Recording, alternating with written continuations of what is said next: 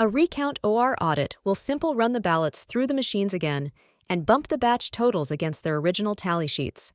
That won't solve the problem of fake ballot dumps. A forensic audit and canvass is required to identify any fraud. It's done the exact same way a bank audit or inventory control audit is done. You work from the instruments, that is ballots, back down to the individual voter and voter's address, that is the cash or merchandise, and then work in the opposite direction, that is individual voter back to the ballot. Since doing that process for every ballot and vote would take years, maybe decades, the audit starts with a representative sample, for example, 1,000 ballots chosen randomly from various batches, representing various precincts, counting centers. The independent auditor chooses the ballots, or the voters, running in the opposite direction. If he finds a 0% error rate across the board, he's pretty much done.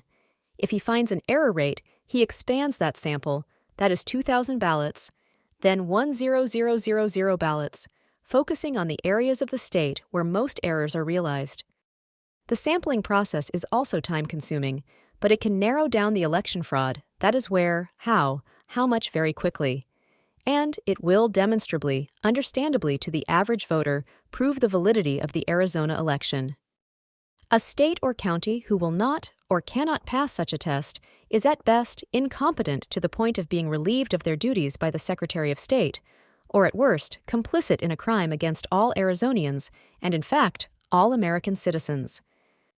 They would be like a bank who lost your money, but won't tell you how it happened. "I'm sorry, sir. Your $100,000 is now gone. We don't know how it was lost, nor do we care. Please add more money to your account to continue your banking business with us." Oh, by the way, the GOP doesn't want these types of election audits either.